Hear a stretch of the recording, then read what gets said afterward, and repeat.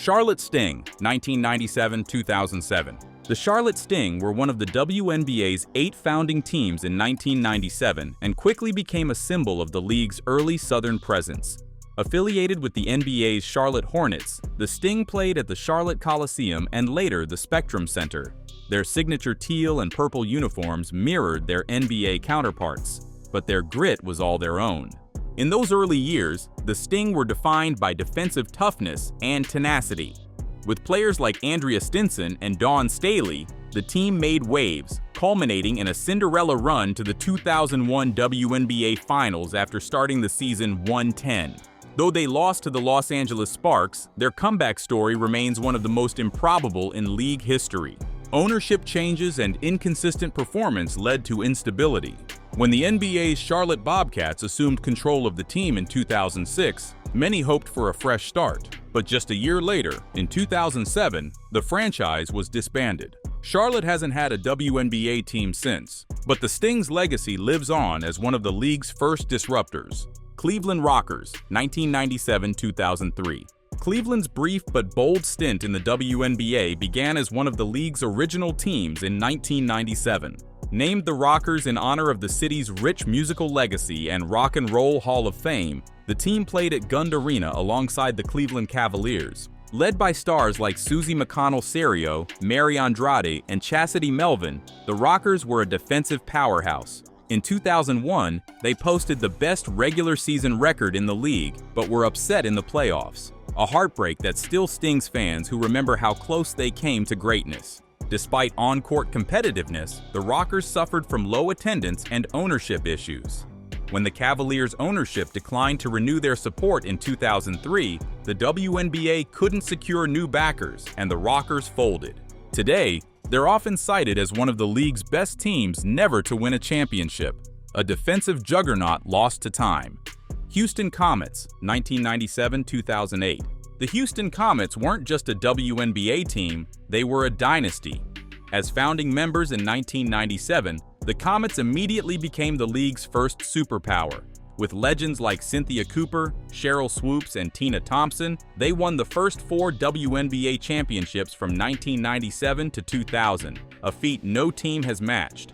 Cooper's late-game heroics, Swoops' all-around brilliance, and Thompson's versatility made Houston nearly unbeatable. Under Coach Van Chancellor, the Comets defined the WNBA's first era of dominance and set the standard for excellence. Their dominance slowly faded in the mid-2000s, and the tragic death of Kim Perot in 1999 due to cancer added an emotional chapter to their legacy. Despite several ownership and venue changes, the team remained competitive until operations ceased in 2008 due to financial troubles. The Comets are often referred to as the gold standard of early WNBA success, and a team whose absence is still deeply felt. New York Liberty, 1997, present. As one of the original WNBA teams, the New York Liberty have always been one of the league's most iconic franchises. Based in the heart of the basketball world, the Liberty played early games at Madison Square Garden, creating a glamorous and gritty atmosphere few could match. Led by legends like Teresa Weatherspoon, Becky Hammon, and later Tina Charles, the Liberty made 4 WNBA Finals appearances in their first decade but came up short each time. Despite not capturing a championship yet, the team has always been central to the league's growth and narrative. In recent years, the franchise was revitalized with the arrival of stars like Sabrina Ionescu and Breanna Stewart. The move to Barclays Center in Brooklyn and new ownership under Joe Tsai, who also owns the Brooklyn Nets, gave the team new life and ambition. Now a contender once again in 2025, the Liberty remain one of the league's most influential and enduring franchises, with their eyes still fixed on that elusive first title. Los Angeles Sparks, 1997, present. The Los Angeles Sparks have been a fixture of the WNBA since the very beginning. As one of the original 8 teams, they launched in the entertainment capital of the world and leaned into the spotlight immediately. Playing at the iconic Crypto.com arena, formerly Staples Center, the Sparks became one of the league's most glamorous and decorated franchises. Their early years were defined by dominance, especially from 2001 to 2002 when led by the legendary Lisa Leslie, the first woman to dunk in a WNBA game. They captured back-to-back championships. With a blend of finesse, power, and media magnetism, the Sparks helped push the WNBA into mainstream visibility. Over the years, the team evolved with stars like Candace Parker, Nneka Ogwumike, and Chelsea Gray continuing the legacy. The Sparks won their third title in 2016 and remain a pillar of the league in 2025. Their Hollywood setting, championship pedigree, and cultural relevance make the Sparks one of the WNBA's most iconic institutions. A franchise built on flash, fame, and winning basketball. Phoenix Mercury, 1997 present. The Phoenix Mercury have always embraced a bold, defiant identity. As one of the original WNBA teams, they launched in the desert with a mission to bring fiery, high-scoring basketball to Arizona, and they've never looked back. From the early days with Jennifer Gillum and Michelle Timms to the Diana Taurasi era that began in 2004, the Mercury have consistently been a top-tier attraction. Their fast-paced, run-and-gun style defined the late 2000s, culminating in 3 championships: 2007, 2009, and 2014. Taurasi, now retired as of February 2025, became the WNBA's all-time leading scorer and the face of the franchise. Her partnership with Brittany Griner and later Skylar Diggins-Smith created one of the league's most explosive teams. The Mercury are weird, wild, and wonderful. Known for dramatic playoff runs, intense rivalries, and a die-hard fan base, Phoenix remains one of the most compelling WNBA stories to this day. Sacramento Monarchs, 1997-2009. The Sacramento Monarchs were one of the WNBA's most underrated dynamos. A founding team in 1997, they were best known for their blue-collar, defensive-minded approach, and for bringing California its first WNBA title in 2005.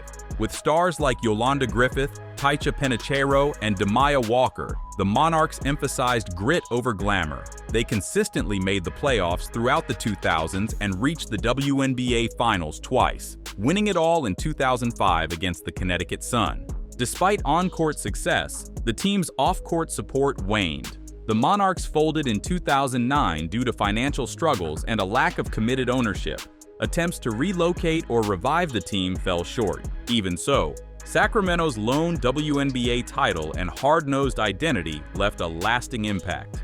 For a city known for passion and loyalty, the Monarchs gave fans everything they had, and their disappearance still leaves a void in the WNBA's history books. Utah Stars, 1997-2002. The Utah Stars were one of the WNBA's original teams, but they often flew under the radar. Based in Salt Lake City and aligned with the NBA's Utah Jazz, the Stars had a loyal, if modest, fan base and a roster that quietly developed into something special. Early stars like Natalie Williams and Margot Dydek helped build the team's identity.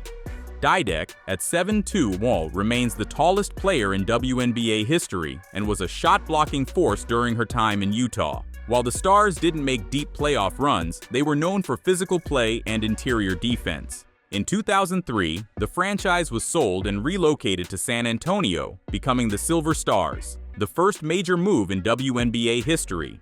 Though the name Stars faded, the players and culture laid a foundation for future success in Texas and, eventually, Las Vegas. The Stars were quietly tough, defensively sound, and the first team to show the WNBA could survive and adapt in smaller markets. Detroit Shock, 1998-2009. The Detroit Shock were one of the most dramatic turnarounds in WNBA history. Founded in 1998, they began as a struggling team but became an unlikely dynasty under the leadership of former NBA bad boy Bill Laimbeer. Laimbeer took over as head coach midway through the 2002 season, and by 2003, the Shock shocked the league, going from worst to first and winning their first WNBA title. With a gritty physical core led by Swin Cash, Deanna Nolan, and Cheryl Ford, the Shock embodied Detroit's blue-collar spirit. They won 2 more championships in 2006 and 2008, becoming a defining team of the 2000s. Their style was tough, defensive, and unapologetically aggressive, much like Laimbeer himself. They turned games into wars and often left with the last punch. In 2010, the team relocated to Tulsa, Oklahoma, ending a powerful yet polarizing chapter in Detroit sports history. Still, the Shock remain one of the few WNBA franchises to win 3 titles, and the only one to do it while being completely doubted along the way. Washington Mystics, 1998-present. The Washington Mystics were founded in 1998 and quickly grew one of the league's most passionate fan bases. Located in the nation's capital and playing at Capital One Arena, now the Entertainment and Sports Arena in SEDC, the Mystics struggled early but built a reputation for loyalty and resilience. For years, they couldn't crack the upper tier of the WNBA, but that changed with the arrival of Elena Delle Donne in 2017.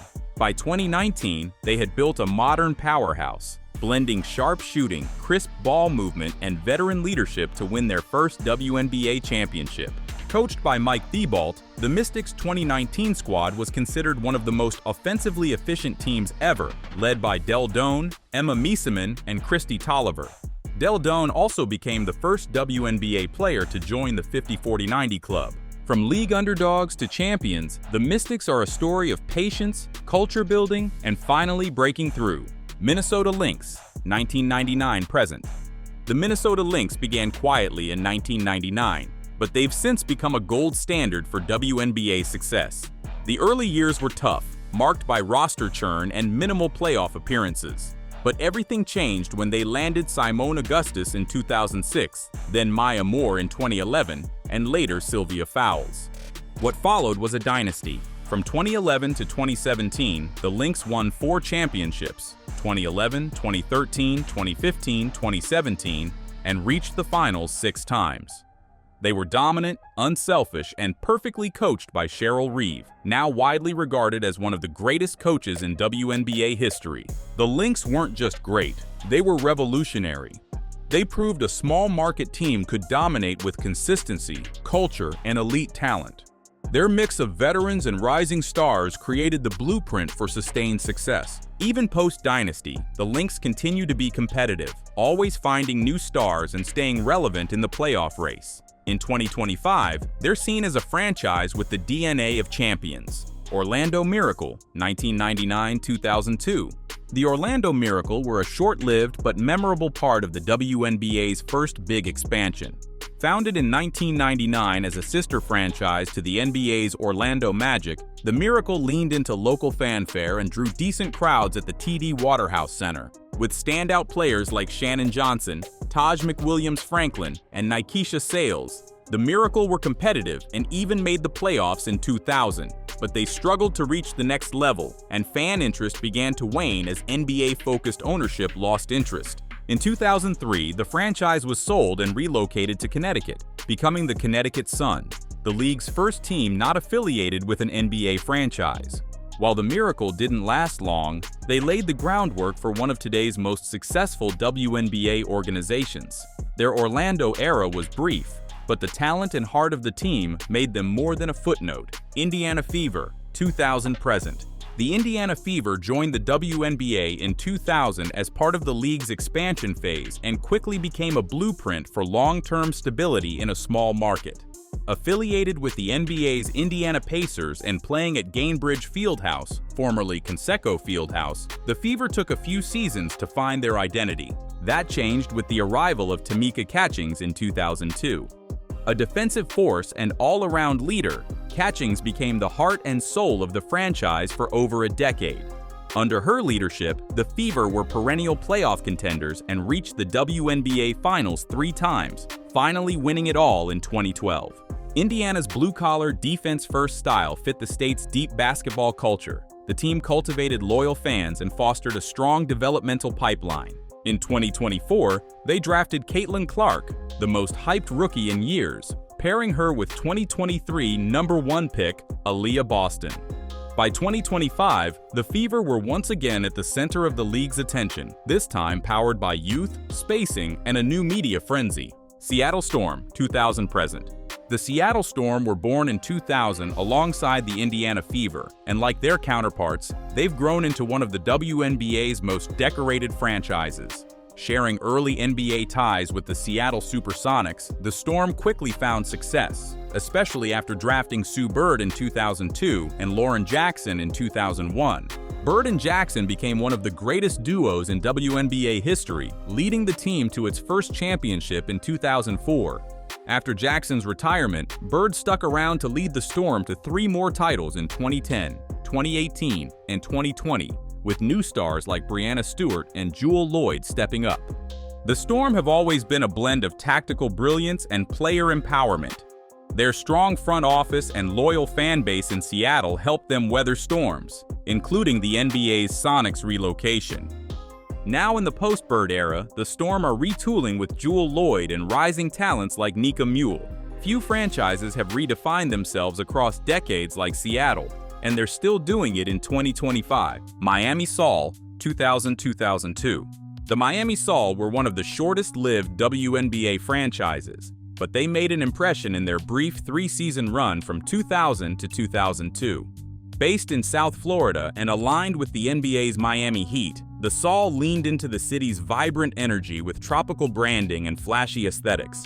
On the court, they built a tough, defensive-minded team led by Debbie Black, Ruth Riley, and Sherry Sam.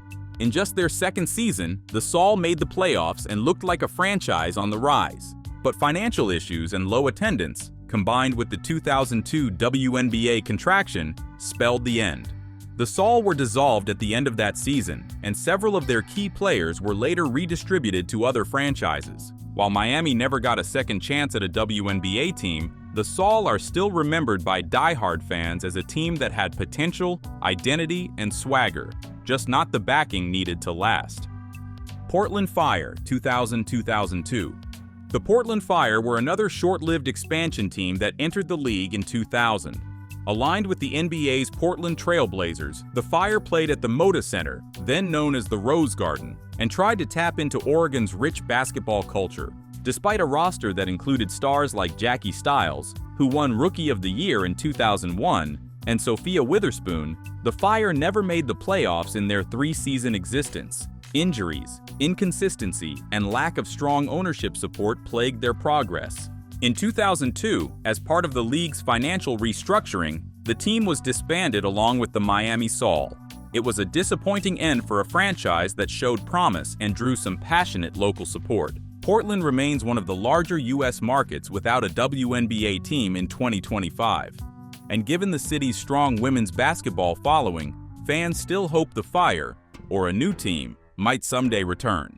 Connecticut Sun, 2003-present. The Connecticut Sun are one of the WNBA's most unique and successful teams, and they started off as a gamble. After the Orlando Miracle folded, the franchise was bought by the Mohegan Tribe and relocated to Uncasville, Connecticut, becoming the first WNBA team not affiliated with an NBA franchise. They play at the Mohegan Sun Arena, inside a massive casino complex, and against all odds, the Sun flourished. Early stars like Nikesha Sales and Lindsay Whalen helped build a contender. By 2004 and 2005, they reached back-to-back WNBA finals, but fell short both times. Later, with players like Tina Charles, Jonquil Jones, and Alyssa Thomas, the Sun have remained a top-tier team in the East. Though they've yet to capture a championship, they've come close numerous times, including finals appearances in 2019 and 2022.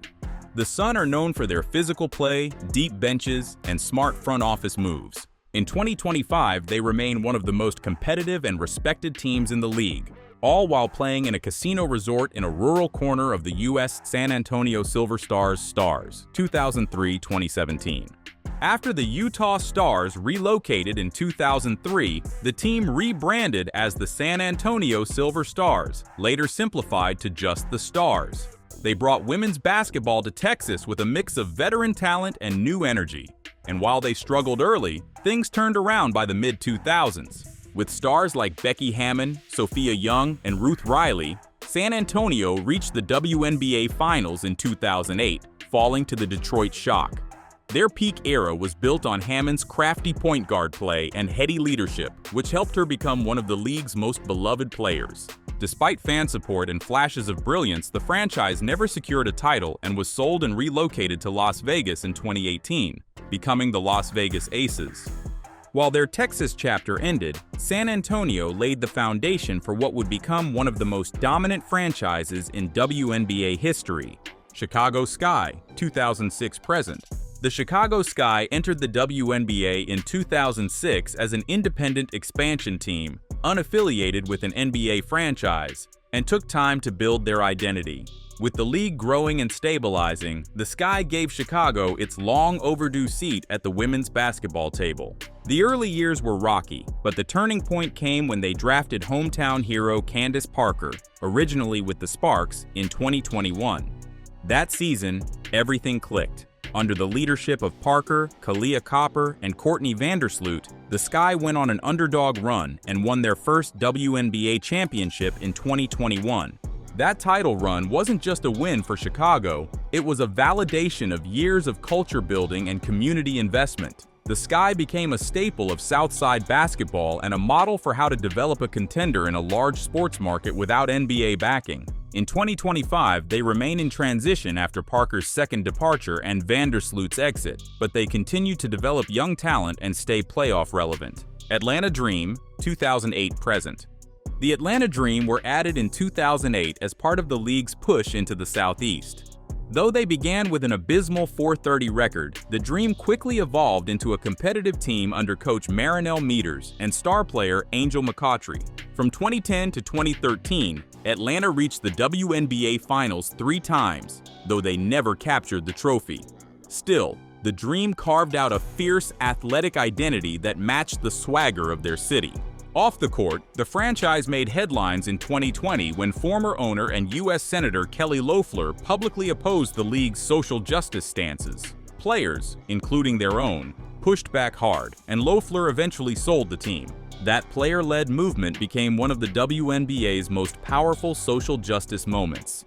In 2021, a new ownership group featuring former player Renee Montgomery took over, marking a fresh era. In 2025, with rising stars like Rhyne Howard and a renewed sense of purpose, the Dream are rebuilding, not just for wins, but for legacy. Dallas Wings, relocated from Tulsa in 2016. The Dallas Wings are the final form of a franchise that's worn several faces. They began in 1998 as the Detroit Shock, a championship team with 3 titles. In 2010, they moved to Tulsa, hoping to revive interest in a smaller market. Despite flashy players like Skylar Diggins-Smith, the Tulsa Shock struggled with attendance and never fully clicked. In 2016, the team relocated once more, this time to Dallas, rebranding as the Wings and hoping to tap into Texas's deep basketball culture.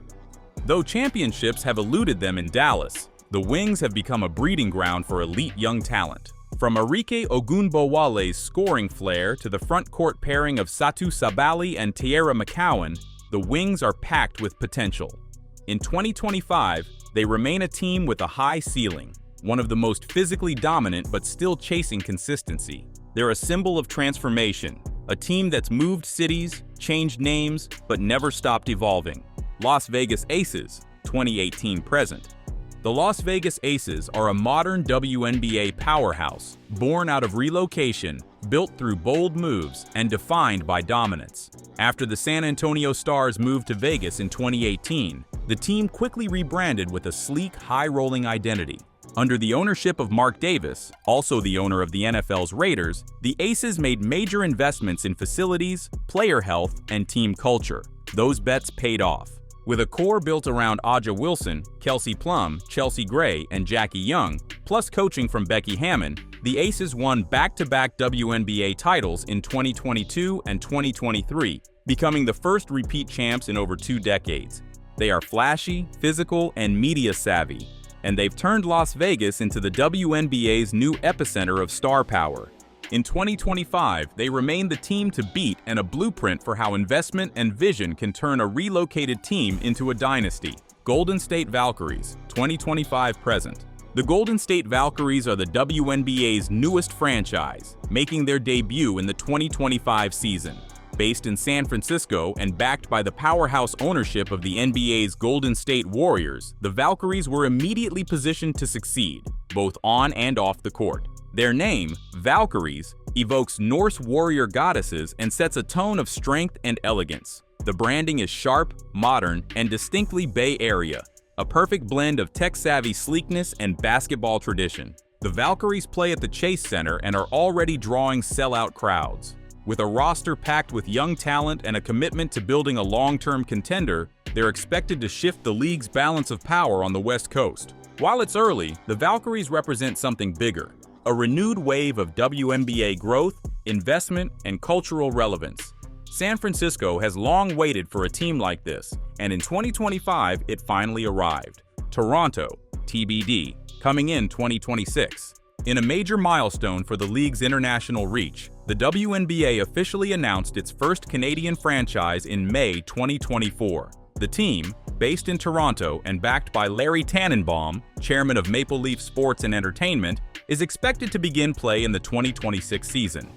Toronto has long been viewed as a prime candidate for expansion, boasting one of North America's most diverse and basketball-hungry cities. The fan response was immediate and enthusiastic. Over 12,000 fans attended a WNBA exhibition game at Scotiabank Arena in 2023, sparking league-wide momentum. While the team's name and branding are still under wraps as of June 2025, excitement is building fast. The Toronto franchise promises to bring fresh energy, cross-border buzz, and a whole new fan base into the WNBA ecosystem. This expansion isn't just a business move, it's a message. The WNBA is global, and it's growing faster than ever.